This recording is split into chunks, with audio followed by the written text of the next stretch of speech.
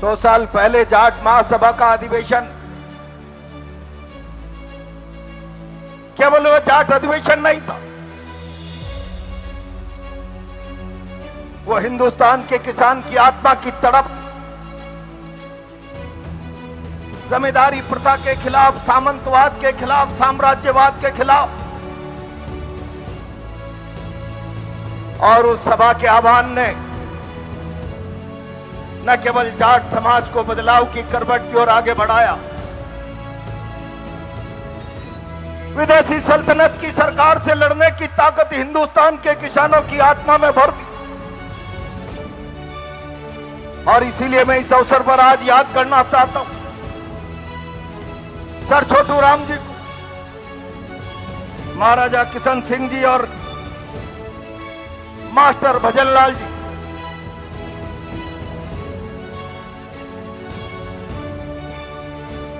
याद करना चाहता हूं चौधरी रणबीर सिंह हुड्डा, जिन लोगों ने न केवल सभा की अधिवेशन किया, देश भर के जाट ही नहीं किसान की आत्मा में शक्ति का संचार कर दिया। मैं बहुत जिम्मेदारी के साथ कहना चाहता हूं, वो ऐतिहासिक यात्रा 100 साल की, वो 100 साल पुराना संदेश, उस संदेश ने 100 साल की इस यात्रा में जाट समाज के साथ महानतम उपलब्धियों का इतिहास रच दिया। 100 साल पहले इसी अधिवेशन में बैठकर रूढ़ी अंधविश्वास और शिक्षा की चर्चा करने वाला किसान जाट समाज आज सिरमौर बनकर, ताकत बनकर हिंदुस्तान में खड़ा। लेकिन मैं इस अवसर पर इतना कहना चाहता, चौधरी छोटू राम का आह्वान, चौधरी रणबीर सिंह हुड्डा का आह्वान, मास्टर भजनलाल बिजारणिया जी की इच्छा शक्ति, उसने जाट समाज की 100 साल की यात्रा के नए आयाम तो बना दी। लेकिन मैं इस अवसर पर इतना कहना चाहता हूं, यह 100 साल का राष्ट्रीय जाट महासभा अधिवेशन केवल गर्व करने का दिन नहीं, यह पर्व और समारोह का दिन नहीं, यह हमारे लिए संकल्प का दिन होना चाहिए, यह नई प्रेरणा का दिन होना चाहिए। और 100 साल बाद जब पूरे देश का जाट समाज का प्रतिनिधि यहां बैठा, तो फिर यह आत्मचिंतन करने की आवश्यकता है। 100 साल पहले चेतना की आग जो न केवल जाट हिंदुस्तान के किसान के हृदय में जगाई, और उससे हमने एक मुकाम हासिल किया। क्या 100 साल बाद हमने वैसा समाज बनाने में कामयाबी हासिल कर ली जो सर छोटू राम की कल्पना का समाज था?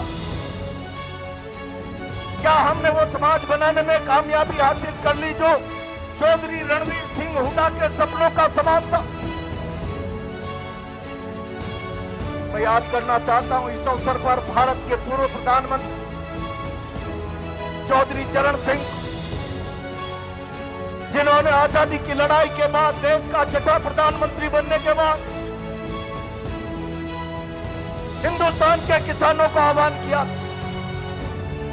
देश की सत्ता का रास्ता किसान के खेत में से होकर गुजरता,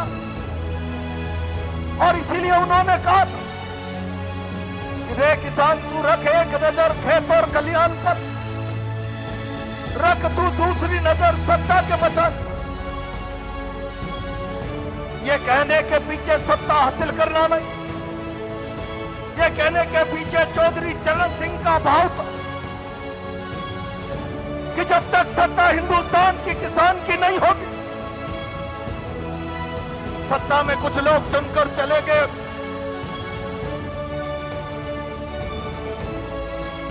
कुछ हैसियत प्राप्त कर ली, लेकिन जब तक हिंदुस्तान की सत्ता के नीति निर्धारक, नीति नियोजक किसान नहीं होंगे, तब तक हिंदुस्तान समृद्धि के रास्ते पर आगे नहीं बढ़ेगा। चौधरी छोटू राम ने रणजीत सिंह हुड्डा ने कहा था, अगर इस मुल्क को समृद्ध बनाना चाहते हो तो किसान को समृद्ध बनाए। रणवीर सिंह हुड्डा सर छोटू राम ने कहा, हम लड़ाई लड़ रहे हैं भारत की आजादी। भारत की आजादी की लड़ाई का मतलब केवल अंग्रेजों से गुलामी नहीं, हमें आजादी चाहिए आर्थिक असमानता, हमें आजादी चाहिए भारत में सामाजिक असमानता। जब तक समाज का एक एक व्यक्ति सामाजिक, आर्थिक, राजनीतिक दृष्टि से समान नहीं हो जाता, सत्य अर्थों में हम आजादी प्राप्त नहीं मान सकते। क्या मैं जाट महासभा के इस शताब्दी अधिवेशन के अवसर पर हम सबके बीच में यह सवाल खड़ा कर सकता हूं, क्या हमने पूर्वजों के उस सपने को साकार कर लिया है? मैं बहुत जिम्मेदारी के साथ आज आपसे कहना चाहता हूं, जाट समाज कोई साधारण समाज नहीं। जाट समाज का इतिहास अद्भुत है। चौधरी छोटूराम, रणवीर सिंह हुड्डा, चौधरी चरण सिंह, यहीं से जाट समाज का इतिहास प्रारंभ नहीं होता। जाट समाज आदि अनादि काल से इस भारत की छाती रहा, जिस पर संसार गर्व कर सकता है। सारा हिंदुस्तान जानता है, जब मुगलिया सल्तनत का ध्वज दुनिया में शक्तिशाली ध्वज के रूप में लहराता था, तभी इस जाट समाज के महान योद्धा महाराजा सूरजमल ने दिल्ली की सल्तनत की दीवारों को हिलाकर रख दिया। अद्भुत विरासत वाला वो समाज, आज मैं उससे कहना चाहता हूं, ये जिम्मेदारी आज हम सब पर। जाट आज जाति नहीं, जाट आज समाज है, सभ्यता। चाहिए दुनिया में आधे देशों, सिखों में जाओगे जाट मिलेगा, मुसलमान में जाओगे जाट मिलेगा। आधी दुनिया में जाट का फैलाव, हम उसे जाति कहकर परिभाषित अब नहीं कर सकते। जाट एक सभ्यता है, जाट एक समाज। अब हम जाट को एक व्यक्ति कहकर परिभाषित नहीं कर सकते। जाट एक विचार है, और जब मैं जाट को विचार की बात कर रहा हूं, तब मुझे याद आ रहा है कि चौधरी चरण सिंह, चौधरी रणवीर सिंह हुड्डा, सर छोटू राम ने कहा था, जाट मैदान जंग में वीरता दिखाता है। केवल वीरता युद्ध में लड़ाई ही पराक्रम नहीं होता। केवल ताकत के आधार पर युद्ध जीतना ही पराक्रम नहीं होता।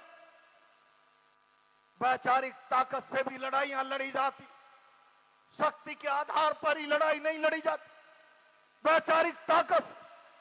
आज हमें नौजवान पीढ़ी को एक विचार की ताकत देनी पड़ेगी, सोचने का आह्वान करना पड़ेगा और कहना पड़ेगा।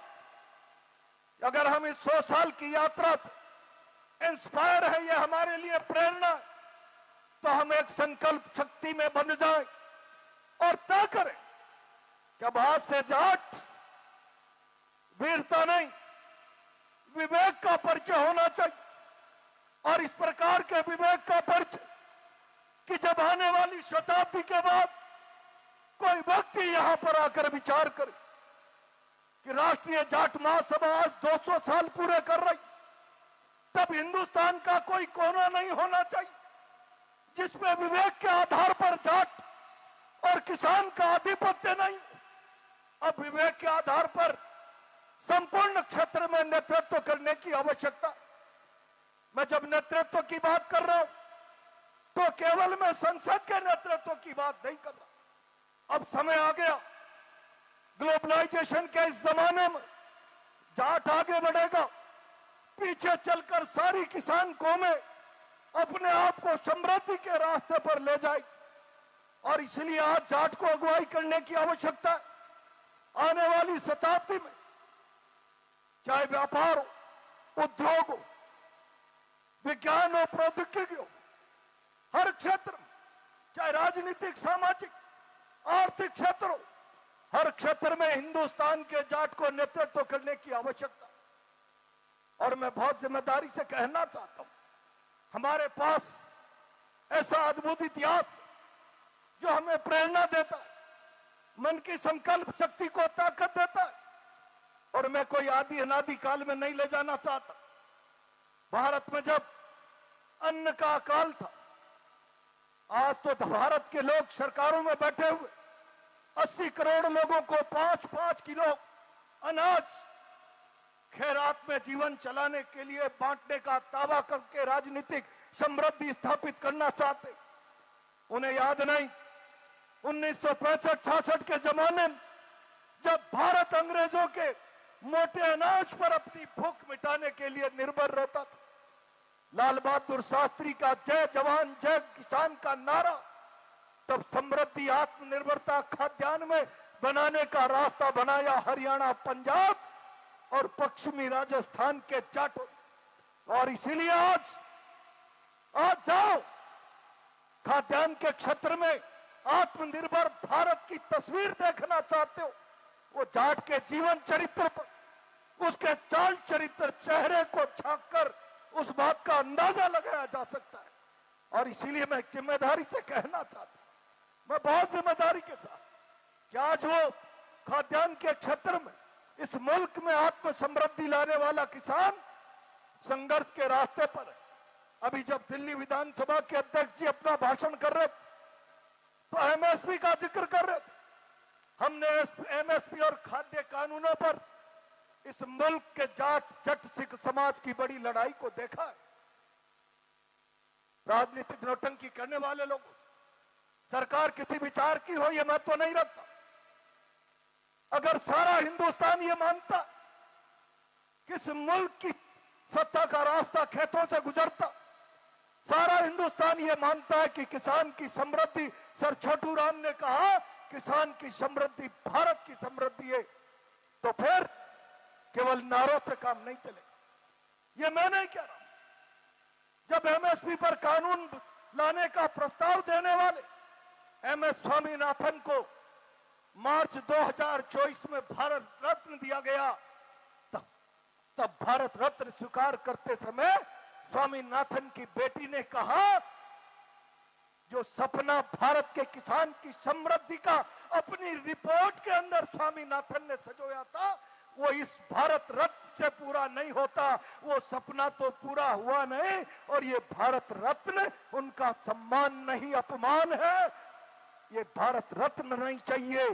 उन्होंने जो अपनी रिपोर्ट में सपना सजोया था उसको पूरा कर दीजिए। यही सब स्वामीनाथन एमएस स्वामीनाथन का सम्मान हो। हमने देखा है आंखों के आगे हिंदुस्तान की सड़कों पर दिल्ली की सल्तनत से न्याय मांगने के लिए हरियाणा पंजाब का किसान बड़ा, न्याय के बदले आंसू गैस के गोले मिले। न्याय के बदले मैं केवल सरकारों की आलोचना नहीं कर रहा, मैं जिम्मेदारी से कह रहा हूं कि हिंदुस्तान की आत्मा पर प्रहार करने वाला कोई भी हो, किसी भी विचार का हो, ना काबिले बर्दाश्त होना चाहिए। यह हिंदुस्तान के किसान को संकल्प लेने की आवश्यकता है। और इसीलिए इस राष्ट्रीय अधिवेशन के अवसर पर मैं कहना चाहता हूं, अभी हमारे सामने चुनौतियां,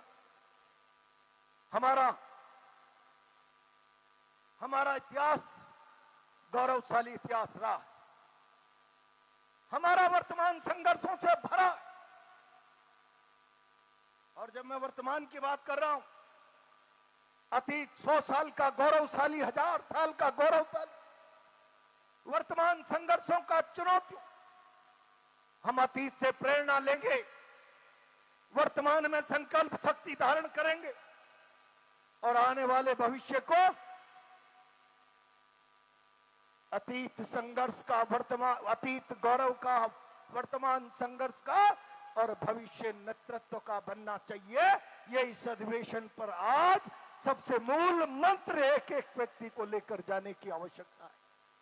और आजकल राजनीतिक लोग, मैं पहले भी कह चुका हूं, जब नेतृत्व की बात करते हैं तो केवल राजनीतिक नेतृत्व की बात करते हैं। मैं आज कहना चाहता हूं, प्रशासन से लेकर, शासन से लेकर व्यापार, प्रौद्योगिकी, तमाम क्षेत्रों में अब किसान और जाट को इसकी अगुवाई करते हुए अपने आने वाले 100 साल के सुनहरे भविष्य को गढ़ने की आवश्यकता है। मैं बहुत आभारी हूं। जाट इस हिंदुस्तान की आत्मा है। जब जाट किसान आंदोलन चला था तो देश में यह प्रचारित करने का प्रयास किया गया,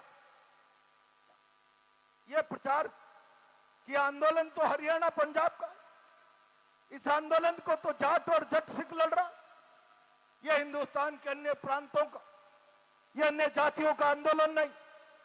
तब मेरे पास कुछ किसान आए और मुझसे सवाल खड़ा करने लगे, प्रहलाद गुंजल, इस आंदोलन से हिंदुस्तान के दूसरे किसानों का क्या सरोकार है, यह कितना उचित है, कितना अनुचित। तब मेरे पास एक व्यक्ति आए, मैं इंजीनियर से अपने मकान का नक्शा बना के लाया हूं, आप जरा जांच कर बता दें यह कितना उचित है और कितना अनुचित। तब मैंने कहा, अगर तुम्हें अपने मकान का नक्शा जचवाना तो जाओ किसी नक्शा नवीस और इंजीनियर के पास, जो जिस क्षेत्र का अनुभवी है वही इस पर निर्णय देगा। अगर तुम मेरे इस संकेत से भी नहीं समझ पाए, जब हिंदुस्तान के प्रधानमंत्री को व्रत करने का खाद्यान्नों के अभाव में आह्वान करना पड़ा, तब भारत को खाद्यान्न के क्षेत्र में आत्मनिर्भरता के रास्ते पर ले जाने का जज्बा हिंदुस्तान के जाट ने दिया।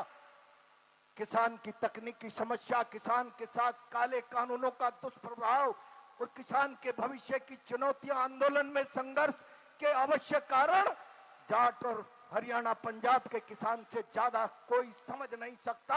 अगर ये इस समझ के दायरे के बाहर है तो केवल मैंने कहा है, नक्शा केवल नक्शा नवीस जान सकता है। किसान की आत्मा का, समृद्धि का, मजबूती का नक्शा नवीस हिंदुस्तान का जाट और जट सिख है। वो जिस रास्ते पर चल रहा है, हिंदुस्तान के किसान को उसके पीछे अनुसरण करना चाहिए, राजनीति का शिकार नहीं होना चाहिए। अंग्रेजों की तरह फूट डालो, राज करो की नीति में शिकार होकर किसान की अंतरात्मा में भेद छेद नहीं करना चाहिए। मैं आज इस अवसर पर जाट महासभा को धन्यवाद देते हूं कि मुझे भी इस अवसर पर जाट और गुर्जर में ज्यादा अंतर नहीं, हमारे मूल, हमारी जड़ें एक, हमारी परंपरा एक, हमारा इतिहास समान, और इसीलिए मैं आज आप सबका इस मंच से आभार